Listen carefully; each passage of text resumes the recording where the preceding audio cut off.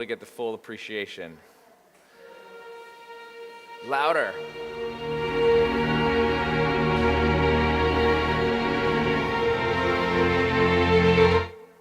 Okay. Can anyone name that song as we work on bringing up the slides? It is classical. Yeah, I sent Wes the link for today's song, and he said, "When did you get cultured?" After Beethoven's Fifth last week, and now this song you heard today, I told him I've always been cultured. I just keep it secret because I don't want anyone to think I'm an elitist. But yeah, my home was filled with lots of classical music, as was my parents' vehicles every time we drove places. So I've yes, highbrow and lowbrow, and in between. I'm into all of it. That song has been featured in a lot of movies and soundtracks. It was written in 1938 by Pennsylvania native Samuel Barber, who was one of the great composers of the time and still regarded as one of the great composers of the 20th century. It's called Adagio for Strings. Wes, is it possible to get the TV in the back going, or is it? It's busted. Okay. Okay, well, got it. All right, but you're good. All right. So, yeah, Adagio for Strings, 1938. Barber was this wonderful composer, and he wrote that in Europe while reading poetry in Italy and working with a composer there. It was performed for the first time in 1938. Toscanini, the well-known Italian conductor, was the one who conducted it, and it was performed for the first time for a live radio broadcast by the NBC Symphony Orchestra from the same studio where many years later Saturday Night Live would be performed, and is still Studio 8H. The first time I heard that song, and this indicates something about my odd upbringing as well, was as a child seeing the movie Platoon about Vietnam. That is the song that is played as the helicopters are taking off. So if you felt like you'd heard that before, that may have been one of the places you heard it. It was also played over the radio at the funeral of Franklin Delano Roosevelt. So again, it's sort of become, in at least American culture, a song deeply associated with mourning, death, grief, all of that, which to me seemed appropriate for today's class where we are going to be looking at the death of Jesus. So if you ever need to experience a catharsis of if you really want to cry and get it out and feel very sad, I recommend this song highly because it will do it to you very powerfully. You ever sometimes feel like it's sort of stuck? Like you know you're sad, but you can't quite get to it, and sometimes you need to listen to sad songs. This is one, at least for me, does it every time. So we're going to jump in and talk. Oh, now we have nothing. Okay, well, it's all right. Sorry, it's doing that, and even Robert can't fix it. Even Robert. Okay. Okay. Well, I did want to remind you, we don't meet for class next week, and we don't meet the week after that. Francesca already told me she doesn't think I'll come back from North Carolina, but I promised her that I will. There's lots of good work here to be done, but I'll be down on the farm for the next 2 weeks. I'll be here Sunday and then gone for 2 weeks and then back. I was trying to come up with an opening question, and I have one, but I'm not sure that anybody will ever want to answer it, because to do so would require a level of vulnerability, which even for this class might be asking a lot. But you can think of the answer in your own head. And there are two questions that I think can help one psychologically get into the story that we're about to read. One question is, have you ever felt yourself sort of taken over by a rage that you could not control? Have you ever felt yourself taken over by a rage that you could not control? See, this is why nobody wants to answer this question. But it often, it happens more frequently than you would think. This happens with parents of young children a lot, toddlers, and Ask anybody in pediatric medicine or ER doctors, you can see a lot of people that come in because someone had an uncontrollable rage. There's not like there's a rational choice or decision making that happens. It just sort of takes you over. The other question I had was, are there things, and again, you'll see why no one would ever answer this question, are there things in your life which on some deep level you know are your fault, but you refuse to take responsibility for? Penny's like, yes, but she doesn't want to say. I mean, the question requires you to know something about yourself, to know that you're actually in denial or sort of repression about something, but on some level you know kind of it's your fault. So what we're about to read, to me, from a literary and psychological and theological viewpoint, it is a triumph, and it seems almost strange to talk about it from a literary perspective, but sort of the emotion, the pathos, the way the narrative unfolds, and the sparseness of the words, which is I don't who here saw Mel Gibson's The Passion of the Christ?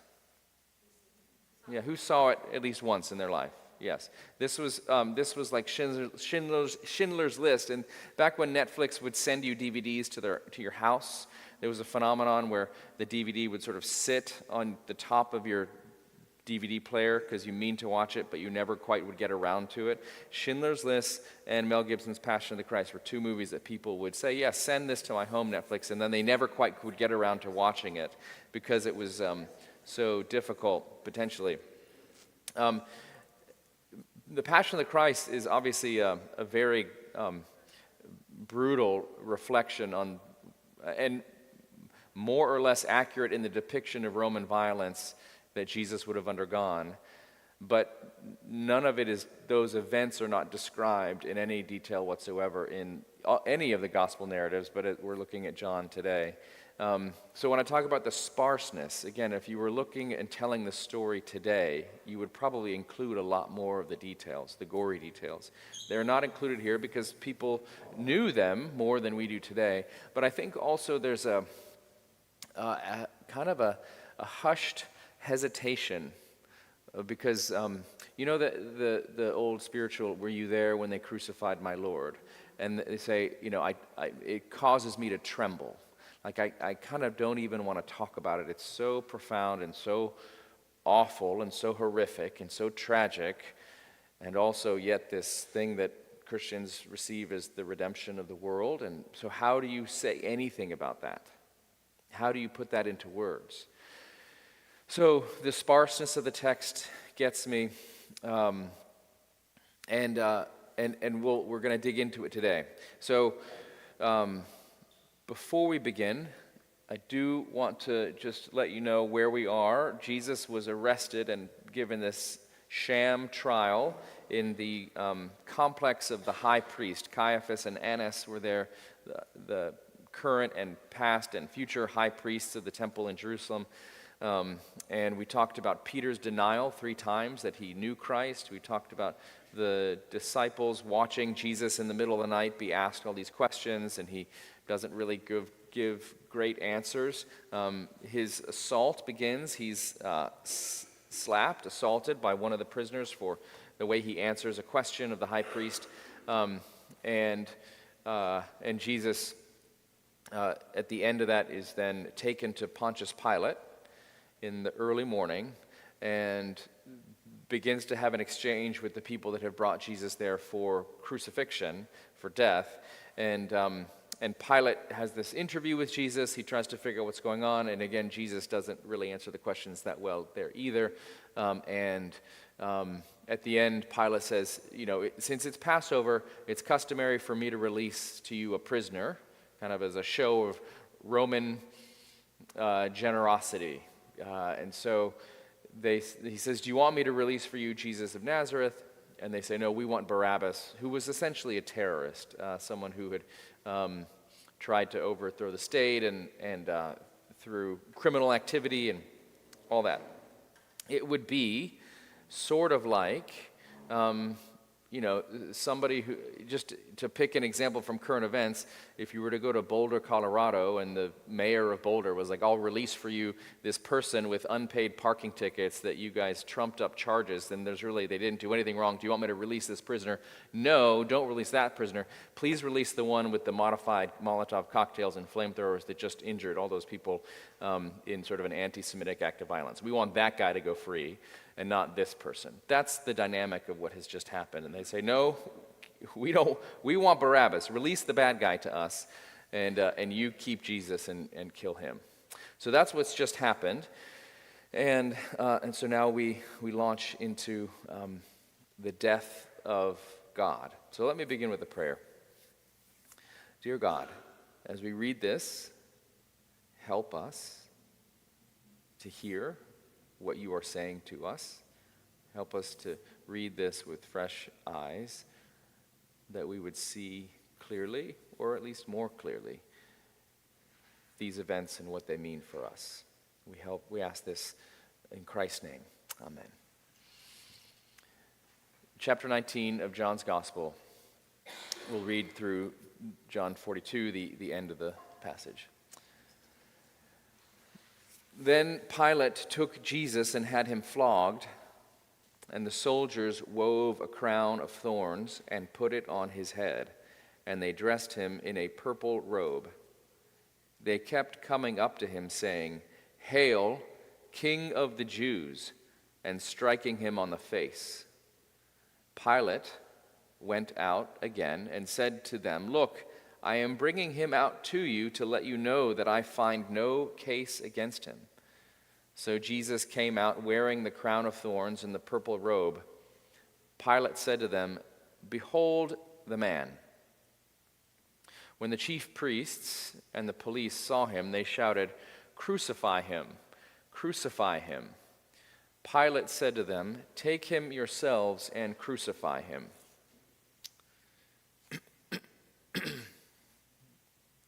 Sorry. I find no case against him. The Jews answered him, "We have a law, and according to that law he ought to die because he has claimed to be the Son of God." Now, when Pilate heard this, he was more afraid than ever. He entered his headquarters again and asked Jesus, "Where are you from?" But Jesus gave him no answer. Pilate therefore said to him, "Do you refuse to speak to me? Do you not know that I have power to release you and power to crucify you?" Jesus answered him, "You would have no power over me unless it had been given you from above. Therefore, the one who handed me over to you is guilty of a greater sin."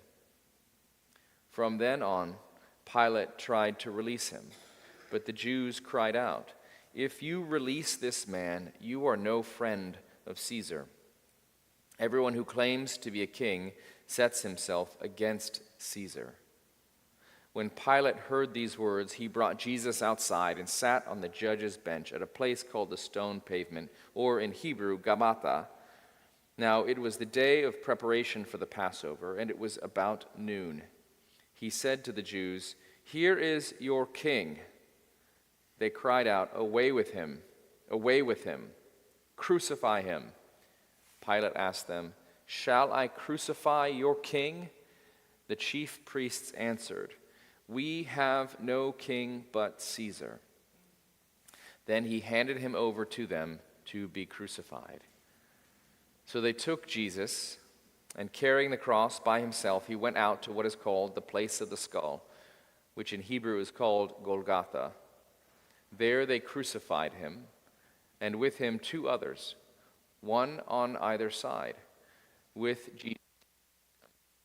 Pilate also had an inscription written and put on the cross. It read, "Jesus of Nazareth, King of the Jews." Many of the Jews read this inscription because the place where Jesus was crucified was near the city, and it was written in Hebrew, in Latin, and in Greek. Then the chief priests of the Jews said to Pilate, "Do not write the King of the Jews, but this man said, 'I am King of the Jews.'" Pilate answered, "What I have written, I have written." When the soldiers had crucified Jesus, They took his clothes and divided them into 4 parts, one for each soldier. They also took his tunic. Now the tunic was seamless, woven in one piece from the top. So they said to one another, "Let us not tear it, but cast lots for it, to see who will get it." This was to fulfill what the scripture says. They divided my clothes among themselves, and for my clothing they cast lots. And this is what the soldiers did. Meanwhile, standing near the cross of Jesus were his mother and his mother's sister, Mary, the wife of Clopas, and Mary Magdalene. When Jesus saw his mother and the disciple whom he loved standing beside her, he said to his mother, "Woman, here is your son." Then he said to the disciple, "Here is your mother." And from that hour the disciple took her into his own home. After this, when Jesus knew that all was now finished, he said, in order to fulfill the scripture, "I am thirsty." A jar full of sour wine was standing there, so they put a sponge full of the wine on a branch of hyssop and held it to his mouth. When Jesus had received the wine, he said, "It is finished." Then he bowed his head and gave up his spirit. Since it was the day of preparation, the Jews did not want the bodies left on the cross during the Sabbath, especially because that Sabbath was a day of great solemnity. So they asked Pilate to have the legs of the crucified men broken and the bodies removed. Then the soldiers came and broke the legs of the first and of the other who had been crucified with him. But when they came to Jesus and saw that he was already dead, they did not break his legs. Instead, one of the soldiers pierced his side with a spear, and at once blood and water came out. He who saw this has testified so that you also may believe. His testimony is true, and he knows that he tells the truth, so that you also may continue to believe. These things occurred so that the scripture might be fulfilled. None of his bones shall be broken. And again, another passage of scripture says, "They will look on the one whom they have pierced." After these things, Joseph of Arimathea, who was a disciple of Jesus, though a secret one because of his fear of the Jews, asked Pilate to let him take away the body of Jesus. Pilate gave him permission, so he came and removed his body. Nicodemus, who had at first come to Jesus by night, also came, bringing a mixture of myrrh and aloes, weighing about 100 pounds. They took the body of Jesus and wrapped it with the spices in linen cloths, according to the burial custom of the Jews. Now there was a garden in the place where he was crucified, and in the garden there was a new tomb in which no one had ever been laid. And so, because it was the Jewish day of preparation, and the tomb was nearby, they laid Jesus there. Here endeth the lesson. All right. Now that's sobering. It's never not that. I just was reading a scene in one of the later novels of the Guido Brunetti detective series, which is a series about a Venetian detective, a detective in Venice, and he's an atheist, and he loves reading the Roman classics, and he's sort of a very cultured, urbane, witty, attractive Italian detective, married to a great woman and has wonderful children, and he's just this cultured policeman. And his atheism is expressed throughout the series. There's something like 30 books in the Guido Brunetti mystery series. I love it. They're wonderful books by an American writer who chose to live most of her life in Venice. And then there's one recently where he's in the hospital with a man who's just been assaulted, and he's unconscious, and they're beginning the investigation. It's an Italian hospital, so there's the crucifix on the wall. And this atheist looks at the crucifix, and though he doesn't believe, asks the gentleman, the writer says something like, "Gentleman to gentleman," he asked the man on the cross if he would help the man on the stretcher. There's just something about seeing Christ crucified that even in this atheist's mind, he appeals to that figure for help for the person who is suffering. And then says, even maybe because he's suffering, the man on the cross, he might be able to identify with the man on the stretcher. So we read the story, and I know it's heavy, but I want to know, as we heard it read again, as you're looking at this again, was there a fresh new detail that jumped out at you, or a question you had about what happened, or the events, or how did it strike you as we read it? Andy? So Pilate seems like he got a clue somewhere that it could be bad. And you're reading and you're studying Roman history. Is there any history on what Pilate was thinking at that time? It's hard to know what Pilate was thinking at the time. I have this painting up here, by the way. This was by an Italian painter, Antonio Cesari. And this was painted in the late 1800s, a really famous painting that used to be up on the screen behind me. And now it's back. So the painting is called Ecce Homo, Eccehomo, Behold the Man in Latin. So the Latin translation of this when Pilate brings him out and says in verse 5, Jesus came out wearing the crown of thorns and the purple robe. Pilate said to them, Behold the man. And so this is in Pilate's headquarters.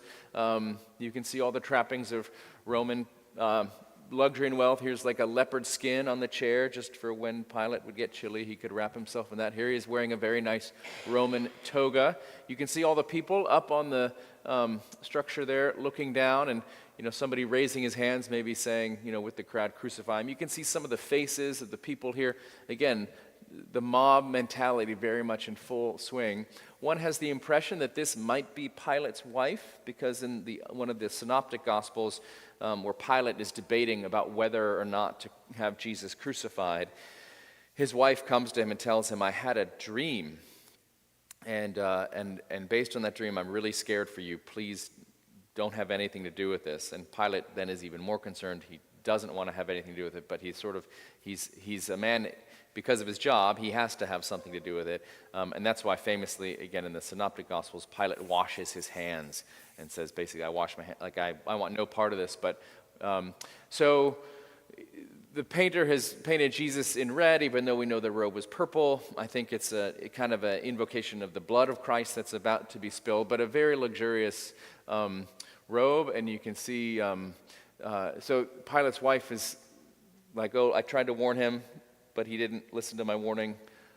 This woman maybe is trying to comfort her, and Pilate pleading with the crowd to have Jesus released. One of the things that's wrong about this is that Jesus' back is pristine. So as we know from the reading, the first verse, Pilate had him flogged. It's one of those instances where you get one word, flogged, and maybe you think of, I don't know what you think of, but probably not Roman flogging, which was horrific, brutal. People think things are bad now in the world, and they sort of glamorize the Roman Empire. I would much rather live now than then. The architecture was impressive for sure, and I, as much as the next person, want to go visit Vesuvius and Herculaneum and see those ruins. I think that'd be amazing. But it is a brutal, brutal system.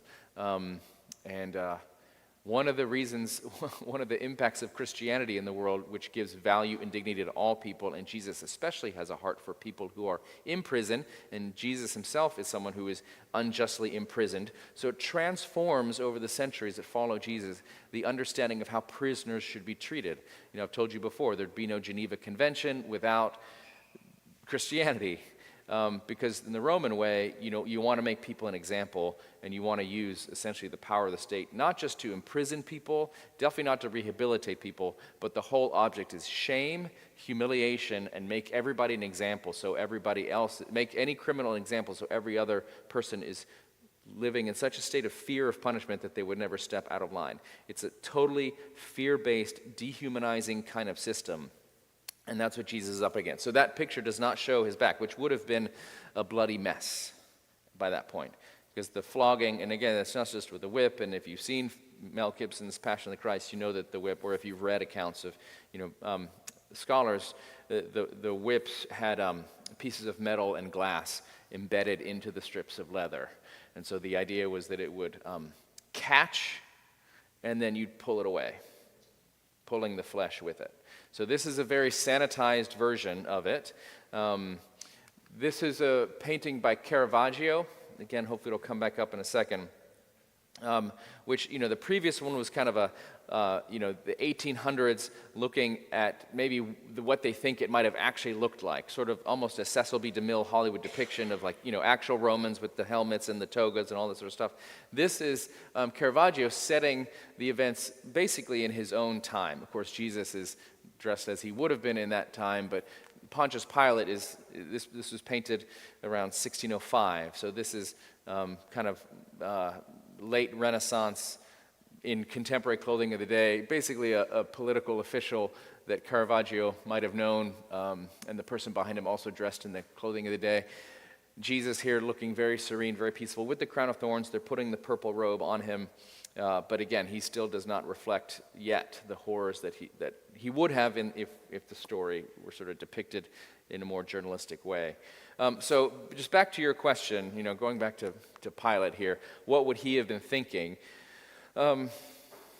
It is clear that he doesn't want to crucify Jesus, and he is he's been, he's someone who has got a probably not a great job, being the governor, the magistrate in this part of the Roman Empire is a low-level position. I mean, he's a high-ranking guy, but it's sort of like, if you work for Walmart, you want to be in Bentonville, the headquarters, but instead you got to be the manager of the Walmart distribution center in Alaska. This is not, yes, you're in control of some things, you have a little area you're in power, but would not be where he'd want to be ultimately in his career.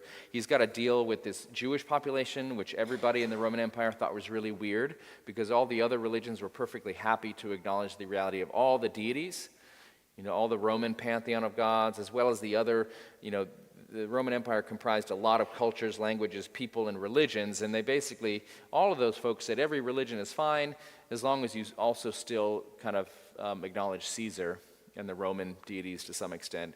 And the Jews were this weird people that said, one, we don't acknowledge any of those other gods, and two, we don't have any idols. You can't see our gods. Our God is invisible, and there's only one.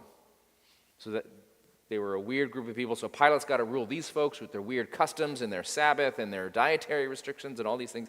And so it's not a prized post. And so he's there, and he's basically trying to keep the powder keg from exploding all the time, because the Romans really, really resent, or the Jews really, really resent the Roman rule. And the whole way of being a Roman is deeply offensive to the Jewish sensibility about, again, food and contact with impure things and all of that sort of stuff. So Pilate's got this difficult job trying to keep the peace. He realizes he has to do something about Jesus because the crowd is in this uproar, and that's why he thinks maybe just flogging him will satisfy the bloodlust of the crowd, but it doesn't work. And so you see him basically trying to get away from what the crowd wants. He tries different tactics. The first thing he says is, look, I find no case against him, but there's nothing to charge him with. I can't make it stick. He didn't do anything. And they just still want him crucified. He says, look, again, I find no case against him. You crucify him, which would have been illegal for them to do. Non-state actors were not allowed to mete out punishment, just like today. Vigilante justice is not really permitted. And so he's just trying to say, no, you do it. I don't want anything to do with this. And then they say, we have a law. According to that law, he ought to die because he claimed to be the Son of God. And that's when Pilate gets more scared. It says, then he became more afraid than ever. Because for them to say, we have a law, and according to that law, he ought to die because he's claimed to be the Son of God, this is a really big thing for a Jewish person to say. Romans had no problem with using the term Son of God. That was one of the terms used to describe Caesar.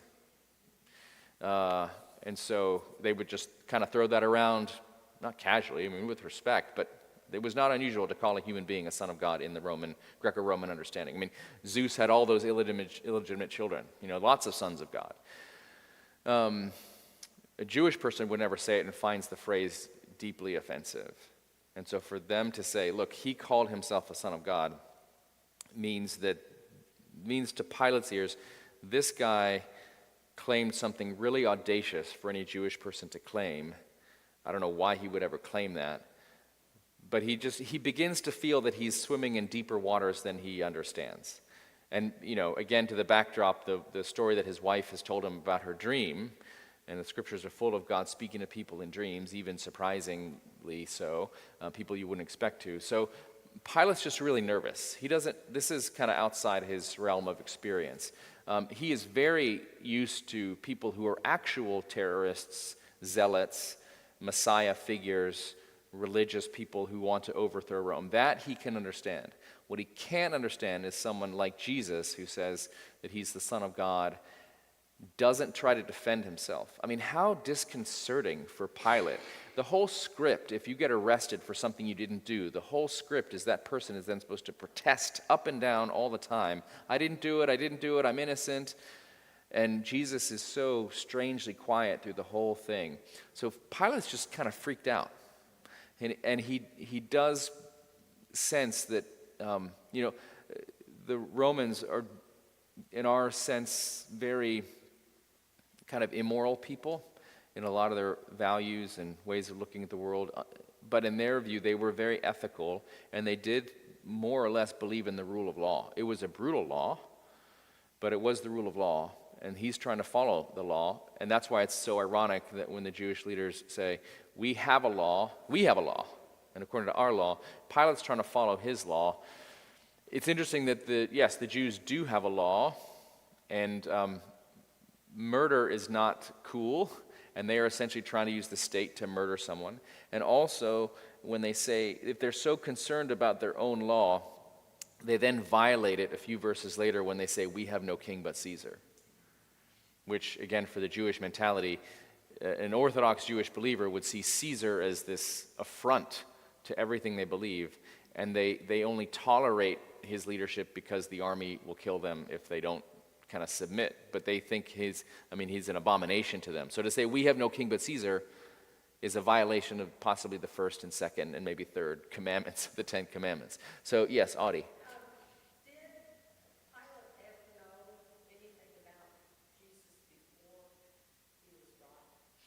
Great question. So did Pilate know anything about Jesus before he was brought? Likely he'd heard a rumor, but probably didn't think it was that big of a deal. But there's nothing really in the scripture, in the readings that says. No, so we do know that, I think from Luke's account, Pilate finds out that Jesus is from Galilee. So there's a jurisdictional question. And he sends, and it just so happens that the ruler of Galilee, not Herod the Great, but one of his sons, the other Herod, is in town, in Jerusalem, while this is happening. And so Pilate, in another way to try to maybe get this off of his docket, he sends Jesus over to Herod, and Herod says, this is great, because I've heard about Jesus and I've wanted to meet him, this miracle worker. I want to see if he can do some tricks. If you've seen Jesus Christ Superstar, you know that scene where they send Jesus to Herod, and Herod is this kind of funny, colorful, very cynical kind of person, and just wants Jesus to do some tricks. And the Gospels say that after that day, Herod and Pilate became friends. But what it does indicate is that Herod had some idea of this, the rumors of this guy had reached Herod. It's possible, and I think not unlikely, that Pilate had heard some rumors, although Jerusalem's a much bigger city and he had bigger fish to fry. Again, Jesus had not led any rebellions. He'd not really, this was an issue for the Jews. They were really upset about it. The Romans were more or less, indifferent. Jesus wasn't doing anything that really put him on the radar. Pilate would have cared about it only because the Jewish folks who he's trying to keep placated and calm, that's why he would have cared about this. And Passover every year was a big deal. And it was a big deal for the Jewish leaders, but also the Romans would get nervous because Passover is a celebration of what?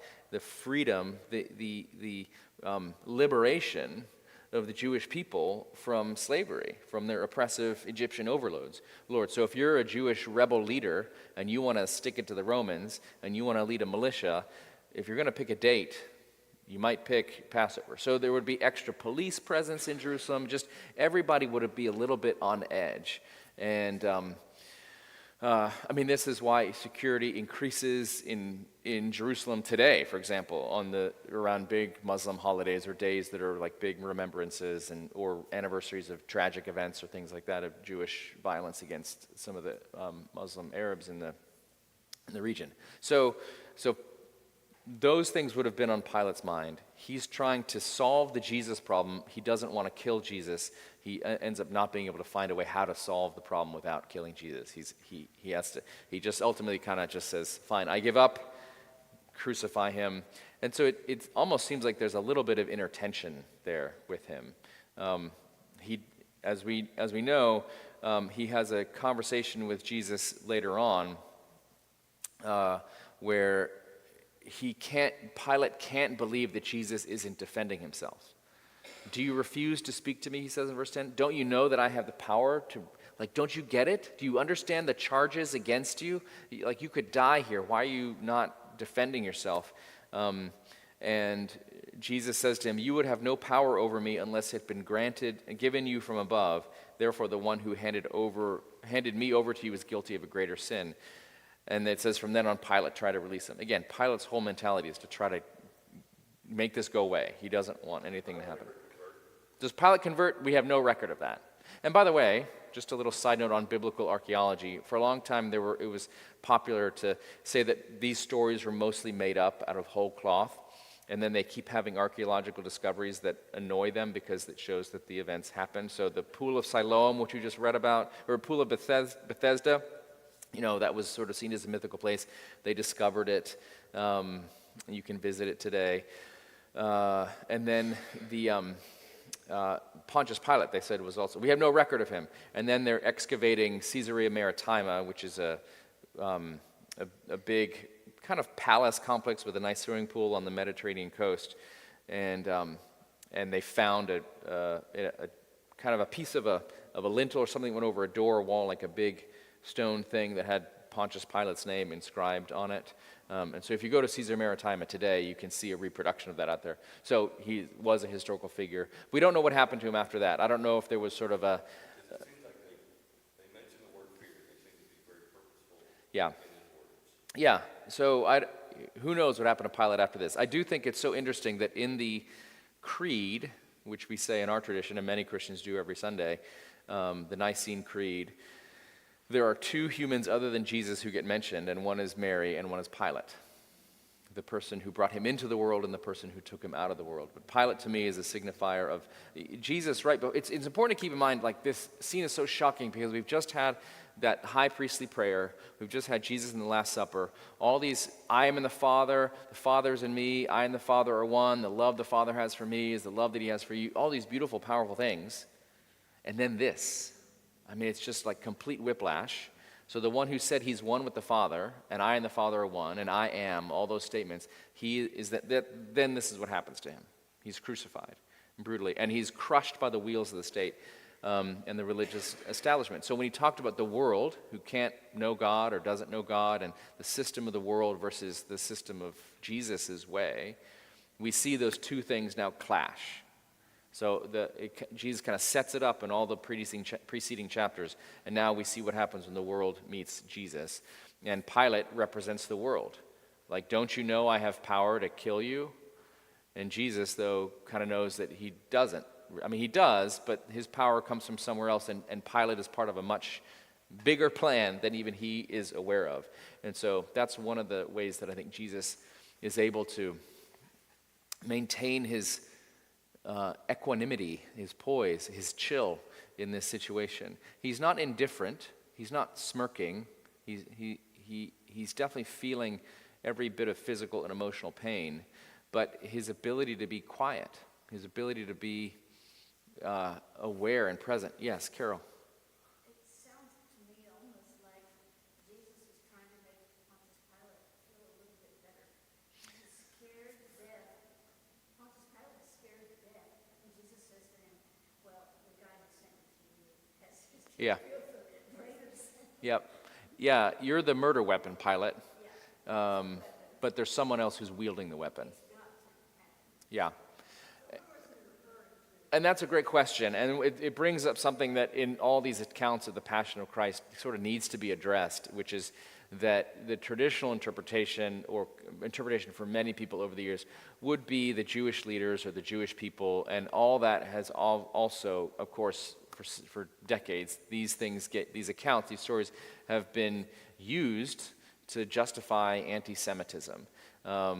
Christ killers and all that sort of stuff, and the blood libels against Jewish people and all those sorts of things. And so when he says the one who handed me over to you is guilty of a greater sin, I think I read that more as the devil, the evil in the world that has been in Judas. I mean, you could say it's talking about Judas. You could say it's talking about the chief priest.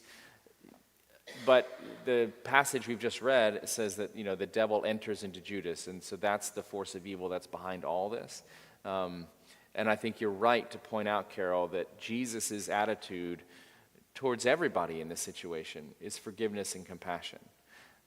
He doesn't spit in anybody's face. They all spit in his face. He doesn't cry out or strike back at all. He says about the people who crucify him, not in this text we read, but we know he says it from other places, Father, forgive them, for they know not what they're doing.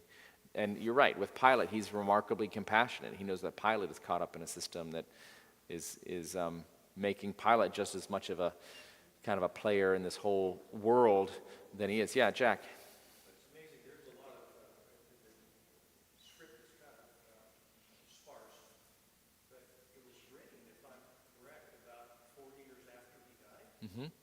There's a lot of detail that persisted over those 40 years, which is remarkable. Yeah, so there's a sparseness, and that's intentional. No one wants to go in the details of flogging and crucifixion. But yes, there is a lot of detail about the garments and how they, distributed. And that's important to remember that right after the events of Jesus' death and resurrection and ascension, people thought his return was imminent, so they didn't write the stuff down. They preserved the stories through oral tradition. But after the first generation of Christians begin to die out, they realize, okay, we need to write this stuff down. And so they record it, in rather remarkable detail. And there would have been still eyewitnesses around that could get it. Yeah, anything else jump out at you as you read this story before we kind of go through it in a little bit more, even more detail? Well, I've always heard that Pilate, we kind of look at him with some compassion. He was brutal. Sending people to execution would have been, that's what they did. Yeah, he was part of a brutal system in a very brutal world. And I think, and Pilate in the Roman Empire was a dime a dozen. I mean, that's just what you did. It's just what you did. I mean, and the Romans didn't invent it. The Carthaginians, Hannibal and Carthage, North Africa. I mean, they had crucified people, and that was 200 years before these events, more than that. So crucifixion is a time-tested, effective, and brutal practice that many people used. But yeah, it was. Yeah, they would leave the bodies up, sort of as a warning sign. Don't let this happen to you. Yeah. All right, so Ann, do you have something? I think every time I read that chapter, I think about how the people, just the previous followers of Jesus, how quickly they turned. Yeah. Yep. We have this incredible ability. I just saw a quote, it was a reel showing Dolly Parton speaking in an interview, saying, I just try to love everybody, and I try to see the God light in everyone, and I try not to judge anyone. Beautiful statement. But the person who created this reel had written above it, my mom in church, after yelling at us within an inch of our lives in the car on the way to church. So that kind of switch that happens. I mean, I don't know if you ever saw your parents arguing, and then somebody rings the doorbell, and they open it, and they say, hello!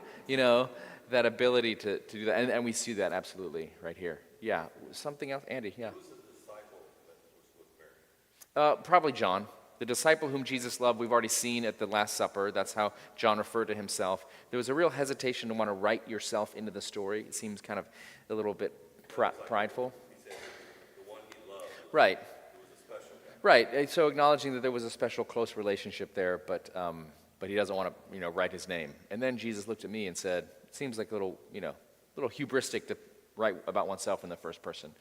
And he says that Mary went to his home Yeah, to make her home with him. yeah. What happened to her other sons? Are they all off on the Jesus trail? That is a really good question. So James, the elder, is Jesus' brother, the half-brother. Mary and Joseph's natural children. In the Protestant view, the Roman Catholic view is that Mary's virginity was perpetual, and all these other people were these other brothers and sisters were actually cousins. Protestants have read it a little bit more directly. The text says Mary had other children with Joseph, and so Jesus had other half-brothers and sisters. So why did Jesus send Mary to be taken care of by John as opposed to the other family members? It's not really clear. Where was she before that? I mean, yeah, it sort of sounds like maybe she was traveling with Jesus and part of his group of disciples. Now, Mary early on was very confused about what Jesus was doing and seems to have thought he was maybe off his rocker. But at least at the end of his life, she seems to have really come on board to seeing him as the one he was prophesied to be. And so maybe Jesus had been taking care of her, and now he needs to make sure she's looked after his earthly ministry ends. And so he says, basically, your assisted living facility will be in John's house, and John will, and more than that, like, this is your son, and this is your mother, like kind of recreating a family bond, which again, one of the themes, and this is off topic a little bit, but it's in the text, one of Jesus' themes in his whole ministry is that your family of origin, while important and meaningful, does not get to ultimately define who you are. In that for example, when he's told that your mother and your brothers and sisters are outside calling for you because they think you've gone nuts and they want you to come home and get a psychological evaluation. And Jesus says, who are my mother and my sister and my brothers? I tell you the truth, anyone who does the will of God is my mother, my sister, my brothers. Breaking his biological family connection as the thing that defines him and controls him, and saying that there's something bigger than that. The family you choose, or sort of kind of saying that you have some freedom in that. And here you see it again, he's reestablishing this relationship between John and his own mother, kind of making a new family out of that for her. Bonnie, and then, yeah, Brenda. Joseph was probably dead at this point. St. Joseph, Jesus' father, was older than Mary, for sure. And this is 33 years after Jesus' birth. So, and just knowing what we know about life expectancy, the tradition has held that by this point, Joseph had probably already died. Yes? So Jesus doesn't take care of widows. So is he just pronouncing who the person is that he chooses Yeah. to be able to do that for? Since there were multiple people there that cared about him, Yes. cared about Mary, Yeah. you want to be sure one of them had a job. That's right. And we're not sure how many of the other disciples were there. We're told that a lot of the women are there. The women, they are ride or die. They stick with Jesus to the end. It's the dudes that drop him like a hot rock. Right. And so, but yeah, all these Marys are there. The only disciple that we know, male disciple that we know was there, was John. And so Jesus is looking out for his mom from the cross and says, take care of her. Yeah. Yeah. Yeah, Mary had this, yeah, Jesus' aunt is there. Yeah, there's a bigger family network that is hinted at, but we don't know all of it, but there was, yeah. And I think the understanding is that there are these, so it's near the cross were his mother, Mary, his mother's sister, Mary, the wife of Clopas, and Mary Magdalene. So we don't know the mother's sister's name, probably not Mary, but there's 3 other Marys there. So again, we don't really know who Mary, the wife of Clopas, was. We do know who Mary Magdalene was. Jesus has some family members there at this most horrific scene. Well, let's walk through it a little bit. I'll bring up some things that we haven't talked about. We've covered a lot already. But we're going to begin with the crown of thorns and the purple robe and Hail, King of the Jews. This is just, the Roman punishment was already terrible. And it shows that maybe the soldiers in this Roman system had basically an idea where they were allowed to rough up the prisoners. And you see this, there are rules against it, but it doesn't, either there weren't rules against it then, maybe it was just part of the expectation, and they have this idea. You've seen the pictures of the thorns. They know what the kind of thorny plants were in those days. I mean, they're these really long, hard thorns that would have been driven into Jesus' head. Very painful. Again, the picture showing this kind of placid Jesus, those are very delicate thorns. These would have been like 2 inches long, probably. The purple robe, this is very expensive fabric. To get purple dye, you have to crush tiny little snails. We'll meet later in the book of Acts Lydia, who's a dealer in purple cloth. Basically, Lydia owned a Gucci store, is what that means. And here, somebody was able to find a nice Gucci jumpsuit to put on Jesus. I'm curious as to whose it was and where they found it, and what happened to it afterwards. Again, Jesus' back would have been flogged and bloody at this point. So this would have been purple was this royal color. It was so expensive. It was associated with wealth, power. Yeah, a ruler is the type of person. So this is all pure mockery. So Jesus is being tortured physically, but this gets into psychological torture here. Just kind of a public humiliation, and just coming up to him, and you can almost hear them, "Hail, King of the Jews!" and then they hit him. It's horrific, and they think it's a big joke. And again, think about this one who said, "I and the Father are one." The love that I have for you in the world. This is how the world treats him. And when you think about the attitude of God, so much of my job is undoing bad theology.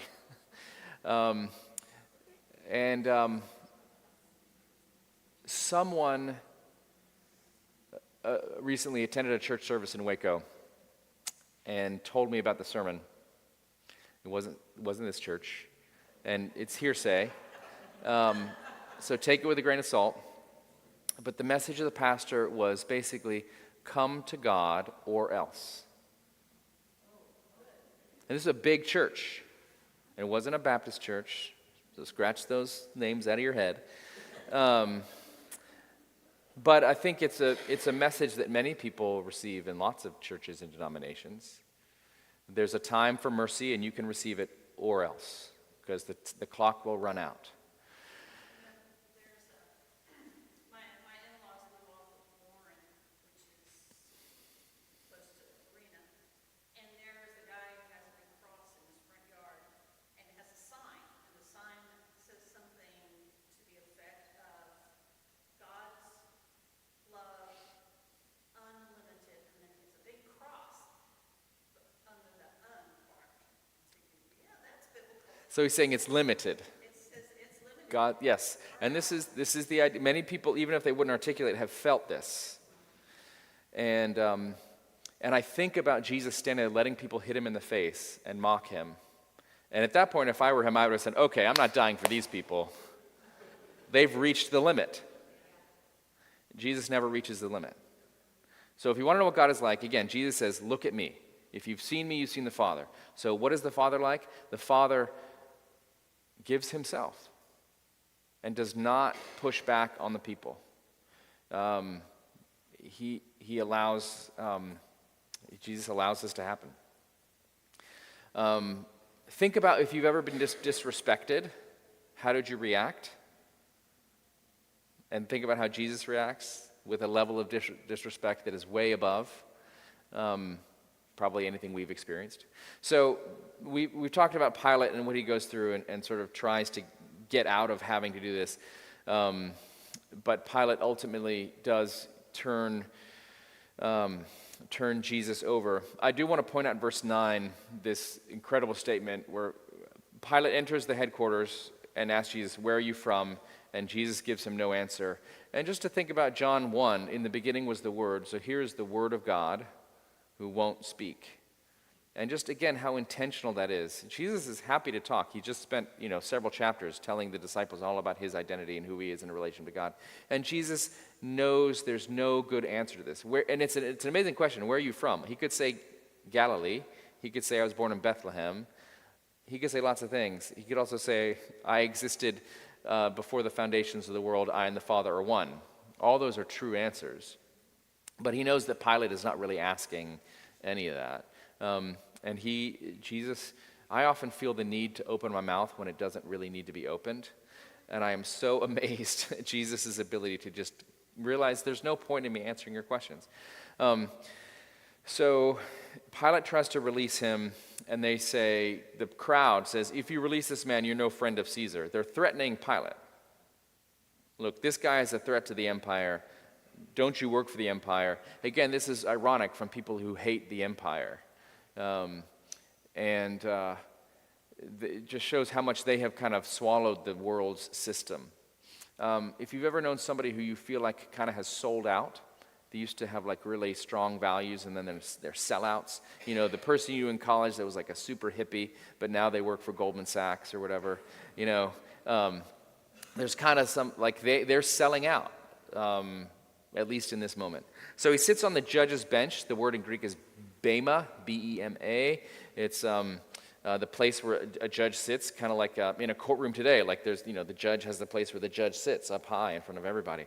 The stone pavement is the name of this, probably a paved area outside Herod's headquarters. Or in Hebrew, Gabbatha, which does not, it's really Aramaic, but Gabbatha does not mean stone pavement. It just means kind of like height or ridge. It was just the name that the Jewish people in Jerusalem called this area Gabbatha. The Romans called it the stone pavement in Latin or Greek, but those words don't translate necessarily. John is just giving people the details, to your point, of where this all took place. It was the day of preparation for Passover, meaning it's Friday before the Sabbath, its most holy Sabbath of Passover. And we hear that this begins to start happen about noon. If you read the Synoptic Gospels, the timeline is different in John. And I would say, don't try to untangle that knot. You will give yourself a headache. Scholars have tried for years. Feel free to read about it if you want, but at least I have not, and you will probably not come to a satisfactory conclusion. There's some interesting answers about timing and Jewish numerology and stuff like that. I wouldn't worry too much about it. Just let's enter this story at face value and take it as it is. He says, here's your king. So it's good to, if you release this man, the Jewish leaders say, you're no friend of Caesar. Everyone who claims to be a king sets himself against Caesar. Pilate hears these words. He brings Jesus outside. He sits down on the gate, and he says, here is your king. So that's kind of, if you release this man, you're no friend of Caesar the king. Everyone who claims to be a king sets himself against Caesar. Here's your king. You've said that this man has claimed to be a king. He's claimed to be your king. And so he's saying, don't put this on me. Like, this is your problem. You have created this situation. And they just say, take him away, crucify him. Do you want me to crucify your king? And they say, then we have no king but Caesar. Again, the blasphemy. They've just accused Jesus of blasphemy for claiming to be the Son of God. And then they say, we have no king but Caesar. Again, breaking the Ten Commandments, because Caesar is, a god. He's claimed to be a god on earth. Caesar's claimed to be a son of God. And then Pilate, at this point in verse 16, he handed him over to be crucified. He's done. He's tried everything. I don't know what to do. I have to keep the peace. If this mob blows up, I'll be in even more trouble than I already am. And I just have to give the crowd the red meat that they want. So Pilate gives up. And Jesus it's again a short verse, carrying the cross by himself. He went out to what is called the place of the skull. That is a long walk, carrying a really heavy piece of wood. And John just very quickly says it, but this would have been multiple hours excruciating, because you've got to carry something, your back has been ripped to shreds.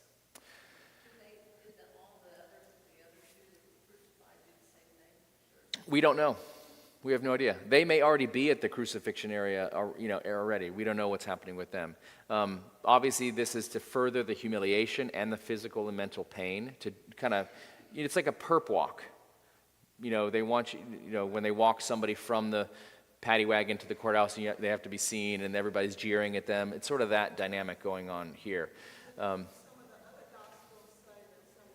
Yeah, Simon of Cyrene is asked to carry Jesus' cross, and that's a detail that John chooses not to. He focuses on other things, doesn't mention that here. Yeah, doesn't talk about the falling of Christ or anything like that. So they crucify him there, which would have meant taking off all his clothes. He's now naked, laying him down on a cross. This was a place where they crucified lots of people. And you can go to the Church of the Holy Sepulchre and put your hand in the spot. There's like a whole cut into the limestone that is basically the surface of all of Israel. And that would be always where they would put the vertical part of the cross. It just falls in there like a square peg into a square hole. And so they would have laid Jesus down, and so that long piece would have probably already been there just for permanent usage. The T, the horizontal piece, is the one that Jesus would have carried from the place of his sentencing to the place of the skull, Golgotha, where he's crucified. And so he's carrying that on his back. He gets there. They make him lie down. They put the cross piece on top of the vertical piece that's already there. They fix those things together, cause Jesus to lay down on there, and then they nail the nails. You see it in the hands, and yes, but it's probably more here because it would hold the nail for much longer. And you probably know this, but the way you die from being crucified is you asphyxiate, because to take a breath, you have to pull yourself up to be able to inflate your lungs and then let yourself down. So you have to sort of stand kind of on the nail in your ankles and pull yourself up with your wrists to breathe, and then you can let yourself fall again. And you just have to do that over and over for hours. And there's also the exposure and the vultures and the blood loss and the shock and all of it. Your body is going through all this stuff. So it's a horrific, painful, excruciating, long way to die that was supposed to terrify everyone. And they put the thing that you did over you. There's a judge in Houston that used to do this, make people, like shoplifters would have to go stand in front of the place where they shoplifted. Like, I shoplifted from the store. Like, their sentence was to hold a sign like that out. And there's a little bit of that, like, what you did to deserve this punishment of crucifixion. Jesus said he would be lifted up, and now it has come to pass. This is what he was talking about. Nobody knew what he was talking about before, but now maybe they're beginning to get it. And it says, if you ever see a Roman Catholic crucifix, often above it, it'll have INRI, which is the Latin acronym for Jesus of Nazareth, King of the Jews. Jesus Nazareth Rex Ieodorum. And the Jewish leaders don't like that. It's embarrassing to them. And so they say, you need to say that this man claimed he was the King of the Jews. And Pilate's like, I've just run out of toner. I can't make another one. And he says, what I've written. Sorry, it's up there. This is another one of those things where Pilate has a way of saying things that are really true, but he doesn't realize what he's saying. So like when he said, what is truth? When he's talking to Jesus, who is truth. When he asked Jesus, where are you from? And he's thinking about where's your address, and really he's asking a much bigger theological question. Here when he says the King of the Jews, he thinks he's saying, it's sort of a joke about what this guy claimed to be, but really he's 100% accurate, unbeknownst to him. Or maybe knownst to him. He's crucified. The soldiers take his clothes. If you go to some of the structures in Jerusalem, where they know that the Romans had kind of their military and police headquarters, there's some very old tiled courtyards and rooms and hallways around that area where they think Jesus was flogged. And now it could have been another place, but what you can see on the floor in this area is like basically tic-tac-toe and other things that people had carved into the stone from around the 1st century. So these would have been soldiers, and they clearly were playing some sort of dice game or something like that, and you can see all that carved into the ground. So this was something they did a lot. They gamble to see who gets the undergarment, the chiton. And if you remember back at the foot washing, this is what he left on for that act of service and love to the disciples. And so now, wearing that meant he was sort of taking the lowest position, a slave, kind of that reverse transfiguration as he served the disciples. But now even that is removed for him. So just when you thought you couldn't get any lower, he gets lower. I don't know if you were forced to be naked in front of a crowd of people, but it is not fun. Not happened to me, just imagining, though it would be... Yeah, that's right. This is complete humiliation. And remember, this is God. And remember, Jesus said, if you want to know what the Father is like, look at me. This is what God will do for people. Again, putting the back in front of limited in terms of the love of God. And they're killing God, but what they're really concerned about is who gets his underwear. This is humans. Who gets to keep this nice tunic that's woven in one piece? And then he quotes Psalm 22, they divide my clothes among them and cast lots for my garment. And so that's what they did. So this is, again, John now making connections to all these things in the Hebrew Scriptures that now describe what is going on.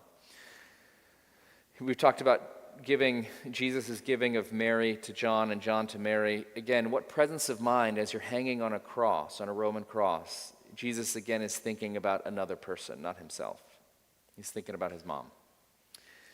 And he says, all is finished. So there's something really beautiful in that, like taking care of all your affairs before you die, like looking out for that.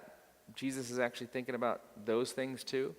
And after this, when Jesus knew all was now finished, he said, in order to fulfill the scripture, I am thirsty, or I thirst in the Greek, just one word. And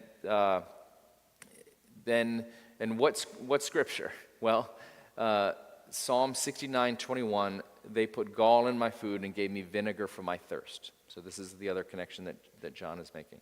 So there's vinegar, a jar full of sour wine. They put a sponge full of the wine on a branch of hyssop, this long thing, and they held it up to his mouth. Hyssop is the branch that in the Old Testament is used to spray the blood on the Ark of the Covenant. So you are supposed to be making some of those connections. John doesn't include this detail just for fun. And he then says, tetelestai in Greek, it is finished. He's received the wine, and he bows his head and gives up his spirit. If you were hearing this read on Good Friday, this is where everybody goes silent. And you just let it sink in. We continue, though, the day of preparation for Passover. Again, people are missing the point all over the place. God's dying, but people are rolling dice for his clothes. God's dying, but here the Jewish leaders are worried about messing up Thanksgiving dinner. It's the day of preparation for the Sabbath. They've still got to go do some things, and it's Passover. So they ask Pilate to break the legs. This is wild. They could have said, could you just stab them and end their suffering? But instead they say, break their legs, which is itself really painful. Think about what you have to do. Any orthopedic surgeons, it's like hard to break someone's leg. It's a lot of force to do that. And they then have to, so now they'll no longer be able to breathe. So you get your legs broken, so now you can't push yourself up anymore, and so now you just suffocate. It makes a brutal death even more brutal. So they come and break the legs of both the guys on Jesus' sides, and then they come to Jesus and find he's already dead. They put the spear in his side. This is to confirm his death. The water and the blood flow out just to show that he has suffocated, and they then he's drowned, basically.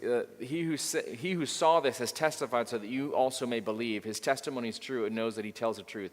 Now, he's talking about this piercing of the side, and it seems like an odd thing now we're going to talk about testimony, almost legal language and all that, who's testified. And this is to deal with the common rumor back then that Jesus' death was faked, that he swooned on the cross, that he was passed out at this point, but not really dead. And this is actually, if you read the Quran, it'll talk a lot about Jesus very positively, and we'll talk about his crucifixion, but it says that he passed out and he didn't really die because the death of a prophet is so, blasphemous and scandalous to even suggest. But John is saying here, no, he really died, and the spear with the blood and the water coming out of his lungs indicates that he really was dead, fluid in his lungs and all that. And so this is the point that John really wants you to know, that Jesus did die. It was not faked. It was not a scam. It was not a hoax. Jesus really did die. And also, in verse 36, none of his bones shall be broken. There's two things going on here. Yes, they didn't break Jesus' bones. And this was in Psalm 34:20. He protects all his bones, not one of them will be broken.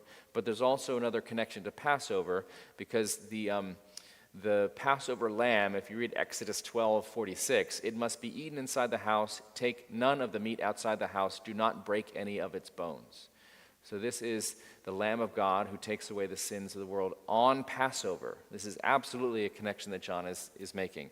The Passover lamb is sacrificed, and the blood is put on the doorpost, and this is the way that people are freed from their bondage and let out into the promised land.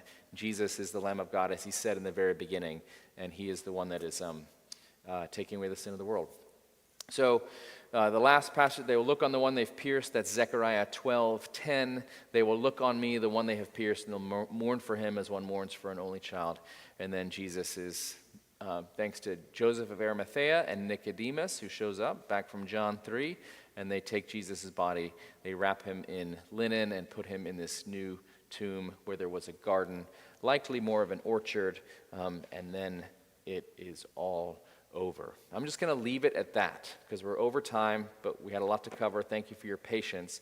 I'll just say that the thing that I want you there, I did have some main ideas, but I think the thing I really want you to look at is the last thing, just the death of God. And Joanne's point, I couldn't have said it better. Like, there is no limit to the love of God. He goes, he never shrinks back and is in total control the whole time, knows exactly what he's doing. So much so that he cares for his mom towards the very end. So this is the love of God which knows no bounds, and I want to leave that with you, and we'll talk about the rest of the story next week. And I need to rush home to meet a roofer. So pardon me if I zip out of here. Thank you very much. Let me say a prayer. Dear God, help us to receive this story and what it means for what you have done for us, your great love.